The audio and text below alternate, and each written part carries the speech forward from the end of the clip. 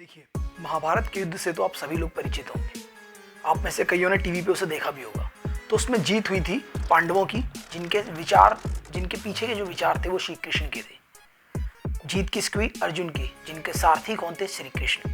और हार उस युद्ध में उसकी हुई जिसका नाम था दुर्योधन, और वो कौरवों का एक सबसे बड़ा भाई था। और उसकी हार इसलिए हुई क्योंकि उसके पीछे के जो विचार थे वो थे उसके मामा शकुनी के। तो विचार हमारे जीवन पर कितना प्रभाव डालते हैं, इसी को समझने के लिए मैं आपको एक कहानी सुनाता हूँ। एक बार की बात है, एक गांव था, उसके अंदर एक कुम्हार रहता था। कुम्हार मतलब जो घड़े वगैरह बनाता है, घड़े, मिट्टी के बर्तन, छोटे छोटे दिए, तो वो इन सब का काम करता था। तो वो अपना अपना काम करता था, उसका काम अच्छा चलता था।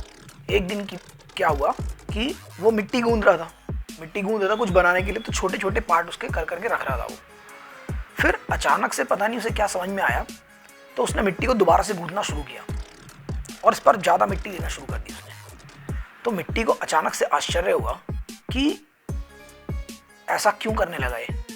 तो मिट्टी ने कुम्हार से पूछा, हे कुम्हार, अचानक ये क्या हुआ कि तुम पहले तो मिट्टी के छोटे छोटे हिस्से बना रहे थे, अब तुम मिट्टी को ज़्यादा हिस्से में गूंथ रहे हो, क्या हुआ? तो कुम्हार मिट्टी को बोलता है कि ऐसे ही बस मेरा मन बदल गया, मेरा विचार थोड़ा बदल गया। मिट्टी ने उससे फिर पूछा, अच्छा बताओ तो सही कि तुम्हारा क्या विचार था, क्या बदल गया, क्या सोच के तुमने मिट्टी को इस तरीके से दोबारा गूंथना शुरू कर दिया? तो कुम्हार ने बोला कि देखो, आजकल तो जैसा भी तुमने देखा है कि बहुत फैशन में है आजकल, जो नए नए लड़के हैं, जो थोड़े बूढ़े बूढ़े ताऊ हैं, ये सब चिलम बहुत पीते हैं। ठीक है, चिलम जिसके अंदर वो धुआं सुलगाते हैं, तंबाकू भरते हैं, वो बहुत पीते हैं। तो मैं वही सोच रहा था कि चिलम बना लेता हूँ। थोड़ी जितनी चिलम छोटी भी होती है जल्दी बन जाएगी, ज़्यादा चिलम बनेंगी, लोग ज़्यादा पिएंगे, तो मेरा व्यापार अच्छा चलेगा। परंतु अचानक से फिर मुझे लगने लगा कि यार अब गर्मी का मौसम है, गर्मियाँ बढ़ गई हैं, तो एक काम करता हूँ कि सुराही बना लेता हूँ। क्या पता सुराही ज़्यादा बिकना शुरू हो जाए, क्योंकि लोगों को ठंडे पानी की आवश्यकता होती है। मिट्टी बहुत खुश हुई। मिट्टी क्यों खुश होगी बताओ? मिट्टी बोली, कुम्हार तूने तो मेरी ज़िंदगी बदल दी। अब कुम्हार बोला, भाई अब इसमें क्या हो गया, तब भी तो मिट्टी थी, मैं तब भी तेरे को गूंद रहा था, अब भी तेरे को गूंद रहा हूँ। बोले नहीं कुम्हार, तेरा तो केवल एक विचार बदला है, तूने तो खाली एक विचार बदला है, मगर तेरे विचार से मेरी पूरी प्रकृति बदल गई है। तू अगर पहले मुझसे चिलम बनाता, लोग उसमें तंबाकू भरते, लोग उसको जलाते, चिलम खुद भी जलती और दूसरों को भी जलाती, तो मतलब मैं खुद मिट्टी अपने आप से अंदर से जलती और दूसरों को भी जलाती, उनके जीवन को भी नर्क बनाती। परंतु जिस प्रकार तूने अपने विचार को बदला, तेरे मन में जैसे विचार आया कि तू इससे सुराही बनाएगा, अब गर्मी के समय में मैं स्वयं भी ठंडी रहूंगी और लोगों के तन को भी ठंडा करूंगी, उनके मन को भी ठंडा करूंगी। जब लोग मुझ में पानी भर कर रखेंगे तो मैं खुद भी शीतल रहूंगी। जब उस पानी को लोग पिएंगे, उनकी प्यास बुझेगी तो वो मुझे दुआएं देंगे, वो मेरे बारे में अच्छी अच्छी बातें कहेंगे, मैं उनकी प्यास बुझाऊंगी तो मैं उनके किसी काम आऊंगी। मैं उम्मीद करता हूँ आपको कहानी समझ में आई होगी। हमारे विचार इसी तरीके के रहते हैं। एक विचार आपकी जिंदगी बदल सकता है, एक विचार आपके जीवन में बहुत परिवर्तन ला सकता है। तो ये केवल एक संगत का असर रहता है कि आप के ऊपर कौन लोग हैं जो इस प्रकार से आपके लिए डिसीजन ले रहे हैं, या आप किनके साथ रहते हुए अपने लिए डिसीजन ले रहे हैं।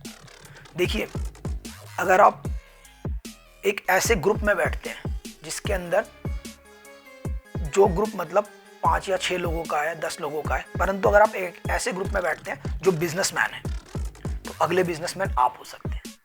अगर आप ऐसे ग्रुप में बैठते हैं जहाँ पे 5 बुद्धिमान लोग बातें करते हैं, तो छठे बुद्धिमान व्यक्ति आप हो सकते हैं। अगर आप एक ऐसे ग्रुप में बैठते हैं यहाँ पे 5 लोग बीड़ी पी रहे हैं, सिगरेट फूंक रहे हैं, तंबाकू खा रहे हैं, तो छठे आप हो सकते हैं। अगर आप 5 चोरों के ग्रुप में बैठते हैं तो छठे चोर आप हो सकते हैं।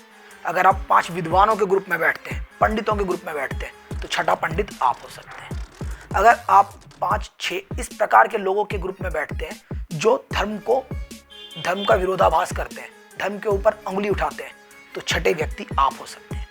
इन चीज़ों को केवल आपको डिसाइड करना है कि आपकी प्रकृति कैसी है, आप किन के विचारों से उत्प्रेरित हो रहे हैं। अगर आप 5 विद्वानों में बैठेंगे तो विद्वान भी आप ही बनेंगे, अगला विद्वान आप होंगे। तो इसीलिए इस चीज़ को हमेशा ध्यान रखिए कि आपके ऊपर किन के विचार काम कर रहे हैं। मैं उम्मीद करता हूँ आपको कहानी समझ आई होगी। तो अब आपसे मेरे कुछ प्रश्न हैं।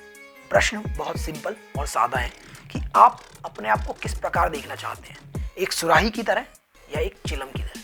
आप अपने आप को किस ग्रुप का हिस्सा बनाना चाहते हैं, एक वो जो विद्वानों की तरह आगे बढ़ेगा और एक वो जो समाज में किसी के सामने खड़ा नहीं हो सकता है, जिसकी समाज बुराइयां कर रहा है। आप किस ग्रुप के साथ उठना बैठना पसंद करेंगे, जहाँ के लोग इंटेलेक्चुअल हैं, जिनकी बुद्धिमत्ता की लोग दाद देते हैं, या एक ऐसा ग्रुप जो केवल गली के नुक्कड़ों पे खड़े होकर 10 लोगों के बारे में 10 अलग अलग तरीके की बातें करता है और खाली उनको व्यर्थ की बातों के अलावा और कोई काम नहीं रहता है। आप अपने आप को किस समाज का हिस्सा बनाना चाहते हैं, ये आपके ऊपर निर्भर है। तो आप मुझे बताइए कि आप किस समाज का हिस्सा हैं। प्रश्न मेरे, जवाब आपके। उम्मीद करता हूँ आप अच्छे मुझे जवाब देंगे।